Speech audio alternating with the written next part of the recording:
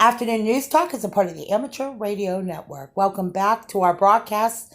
I just wanted to clip something from Fox News about earlier today. About a little over an hour ago, they arrested the Minneapolis officer Derek Chauvin, and there's a lot of interesting topics coming out of this interview with Harris Faulkner and I believe a Miami district attorney. I'm not sure, but they're talking about this right now. And he had 18 other prior misconduct issues, and really, it'll be interesting. Again, like we don't really know how this goes, but obviously, the Minnesota District Attorney's Office having arrested the police officer. He had already been terminated from his position. We're going to get back into another news segment about healing the broken home and more with me, Jenny, Doc, and Jenny in News Talk after this. You're listening to Amateur Radio Network. Good afternoon and welcome to News Talk Radio. We have a really great lineup. Welcome back, Doc. We have a talk show segment about how to heal a broken home. Like we're not really experts, are we, Doc, on this? I'd say we are experts on it. Well, in our family, we all got a PhD in it. How many broken homes? We're watching what happened in Minneapolis, and as a result of a broken home, whenever a father or a dad is missing from the picture, I don't understand why it's got to the point it's gotten to, but there's nothing more difficult than a fatherless home, and You are absolutely right. And the fact, it's not like the data is not out there and the PhDs don't understand this. They know darn well. I mean, you can pull up on your computer all kinds of data on what happens to kids without father.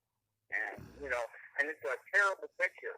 The courts know it. yeah. The police, everybody knows it, but it goes on because the power of money. Well, a lot of children look up to police officers like fathers because they're from fatherless homes, and I think this is generally why these people are protesting is that they're angry because they look to the police to be authority figures that respect members of the community, and whether it be black, white, or not, there's a certain level of respect we want with everyone. Like Doc, you're a dad, and you're there for your children. It's just, are your children there for you? I mean, that happens a lot with you know 20 something children. They kind of go off on their own. They go to college. They're living their life. They don't really want to be bothered. Except for a fatherless home is an absentee father doesn't mean that dad wants to be out of the picture.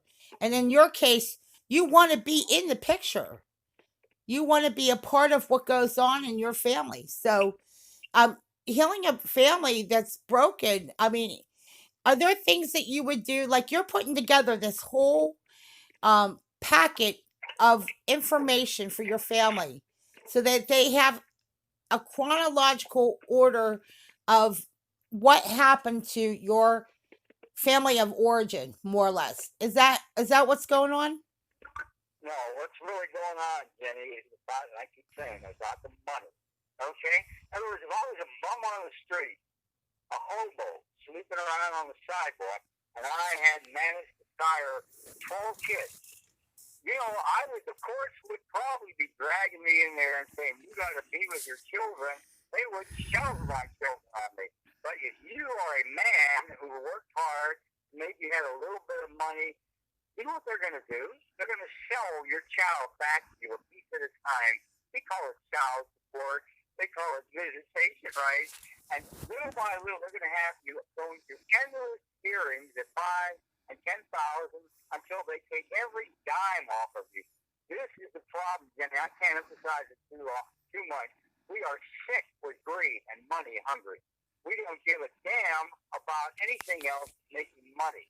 That's why I tell you, when you try to address injustice in this country, The only way it has any impact is if you sue for $100 million or something. They understand that language. If their bank accounts are dented, all of a sudden they pay attention. You can't appeal to the Golden Rule, the Ten Commandments, or what's right and wrong. They don't give it, or the Constitution. They don't give one whit about that. But if you bang into their bank accounts through a big lawsuit and you collect $100 million, all of a sudden they understand exactly what you're talking about. I So see what when you you mean. I didn't really know that. See, the thing that's why I don't call myself an expert, but I'm learning as I go. And you're right. So a father that's homeless is going to have a lot easier of a time seeing his children than the dad that has a job and money. You're right, and that's sad to say because the man who's worked hard, does the right things, and has the means, he can provide for his children. But they look at it, the courts and the attorneys look at it as an opportunity. We can screw this guy. How much is he worth? First, Oh, wow.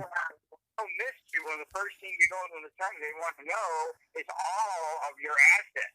Hey, there's a reason why they want to know. They want to know how much they have to go after. Oh, this guy's worth X number of dollars. Now we know how big the pot is. Let's see. How are we going to orchestrate all these hearings so that we get all or most of that money? The hell with him. I don't give a damn if you ever see these kids and their attitude, but I'm going to get every dime that guy ever made or ever will make. And that's how I'm going to provide for my family in a good way. And we're going to have a six-figure income, and we're going to have that big house and the boat and the swimming pool. Because we screwed everybody that ever walked in this office without the benefit of love. Doc, just talking to the mic, just talking to the microphone. I couldn't hear you. I'm sorry. I'm cutting through the quick on it, Jenny. I could dance around the study. We know all that. Hell, I could pull up all kinds of studies on what fatherless homies get. Like they know all that. They don't care. If the courts and the system and the country and the Congress cared, they would be on fire to do something about it. It's a national disaster. The divorce rate. Do you think that they're purposely taking? You said they're purposely taking advantage of the fatherless home this way, and they're.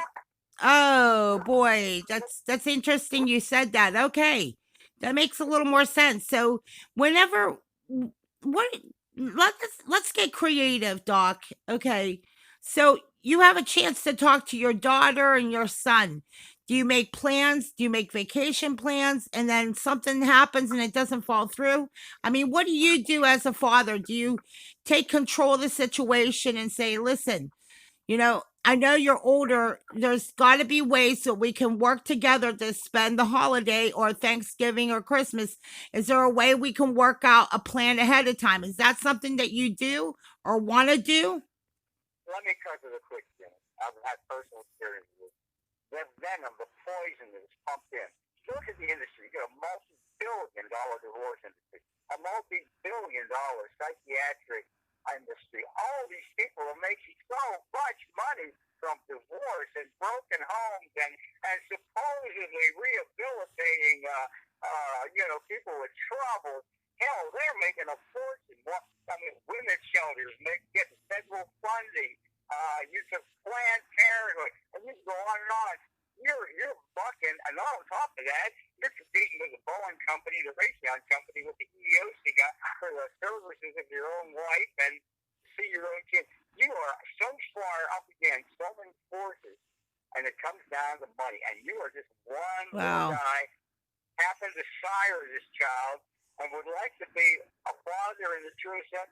They don't give one squat about whether you ever see your kid, and your kid is poisoned every day on TV, in the movies, feminist meetings, feminist groups, the magazines, everybody is pumping venom into her about how useless, how worthless you are, and you're boring. Oh, you believe in these old gods, when we can go to a mall, man, I got money in my pocket. You are, the sad truth is, you're not likely to ever have a relationship, especially with a daughter. It's a miracle if you do. All right, Doc, we're going to take a quick break here. We'll be back after this. Thank you for tuning in to Amateur Radio Network with Doc and Jenny. News talk and afternoons with us here now. an engineer. Welcome back to our talk show. We're warming back up for the second part of this segment, and we've been talking about healing a broken home. And I wanted to tell you a little bit about me and Doc. Doc is going to share a little bit about his background. I started out as a medical medic and paramedic and medical assistant, and I was disabled. So I started my second career in radio, and I started out in 2015 in Charlotte at 103.3 FM in Charlotte, and now we have an afternoon talk show here, and I wanted you all to get to know us a little bit better. So Doc, tell them about you, what you did in your life that brought you to where we're at today. That's quite in the life. I mean, being what happened to my job, the different eggs and all that. Talking to the microphone, just real quick, just talking to the microphone because I couldn't hear you. I said, in spite of all that happened, I went to Penn State University, got an electrical engineering degree. Hey, I made the physics Doc, degree. we're getting a bad connection. Doc, we're getting a bad connection. Can you hear me? Yeah, I can hear you. Okay, go ahead. Okay, start from there. I'm going to try going off the speakerphone. How's that? Yeah, you're doing much better. Go ahead. All right. Can I start over, or where am I at? Yeah, start over. Yeah, that's fine. No big deal. We're just human beings trying to do a radio show and make a living. Go ahead, Doc. All right. My life has been interesting, to say the least. I have a PhD in everything I'm saying to you folks. I didn't just read it in a book. I lived it. Every stinking bit of it, you know. My father taken away from me, the stinking orphanage, which was more like a Japanese prisoner of war camp, my opinion. And, you know, a mother who was a feminist, didn't really want no brothers, no sisters. I lived the American nightmare of feminism in motion. And I saw my wife, my beautiful wife, turn into a radical feminist. I watched our family disintegrate. I watched the adverse impact on my engineering career. Made me make a lot of decisions that I would otherwise not made. It stifled my progress in my career because constantly dealing with lost children is a big, big, big problem that weighs on your mind. I've had my chicks kidnapped under the auspices of "I love you, honey, and I'll never leave you." And then, of course, the venom is pumped into them, the feminist venom, and of course, the money trip, the money problems that they get into. I have a PhD in everything I'm talking about. I taught in the public school system when I was a single parent and raising my son Eric. I saw the whole scene up close and personal. I saw the textbooks, the videos, the posters, bashing men, particularly white men, constantly in the school system and in the university. And that's going on to this day. And I see that grasping for money everywhere I look, one scam after another. You can't even watch a college football game or any other event today because there's so much bloody advertising everywhere. You just start to flick it off. I mean, I'm a Penn State grad. I used to love watching Penn State football. Now I can't stand more than a quarter or two because there's so much of this corrupt advertising, crazy, boring advertising. You can't stand it after a while. Everywhere in our society is greed, corruption, scamming. And this feminist movement orchestrates it to a great degree. There are feminist groups. There's over 200. You realize there's over 200 some, I think it's last count, 250 feminist groups. You know how many men's groups there are? I don't think you can count them on one hand. There's 250 that are declaring waging war on men and families.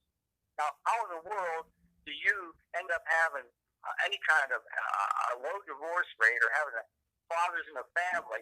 The young men are getting the message. They don't want to become fathers. They don't want to become husbands because they've watched all their lives people go down in flames if they ever.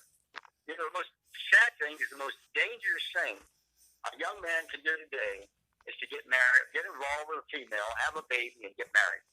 He puts himself at extreme risk. If he avoids those three things, he'll probably make a decent amount of money and have a fairly good life.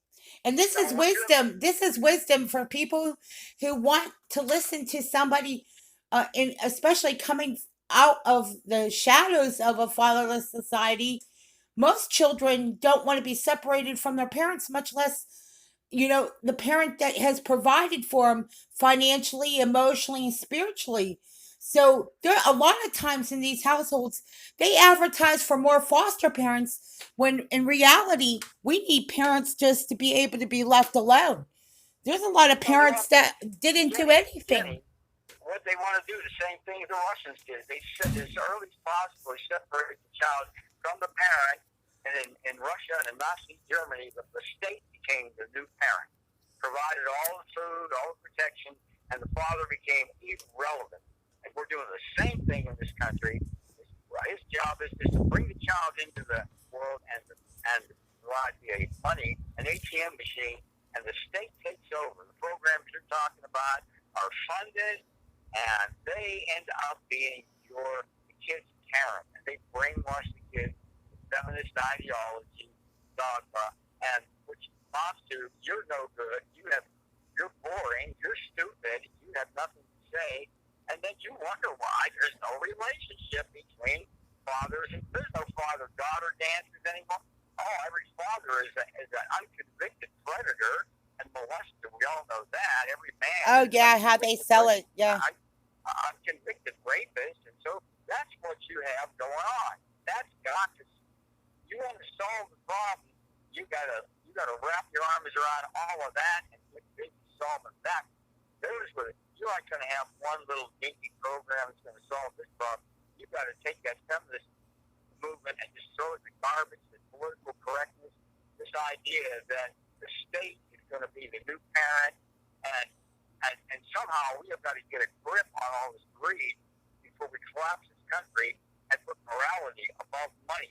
It's absolute lawlessness. And as we wrap it up, we're about 30 seconds. I want to thank you for taking the time to share that because it shows like why they don't prosecute cases and why they make sure it is very fuzzy math and really it's a way to obscure or smokescreen some of the important things that really are going on, and they do it on purpose. They do it on purpose so that you don't really.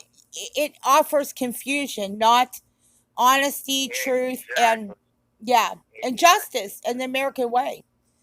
So I'm giving you the last word, Doc. Lawyers primarily obfuscate. They confuse. Hey, isn't it amazing that the Congress is full? I think the vast majority of the Congress is lawyers, supposedly the brightest and best. And everybody, every thinking American knows what a miserable mess our Congress is. I mean, you talk about nothing getting done by overpaid lawyers. Well, if they're the best and the brightest, they sure are not showing that, and they have ruined this country, and they're continuing to ruin it. Thank you guys for listening.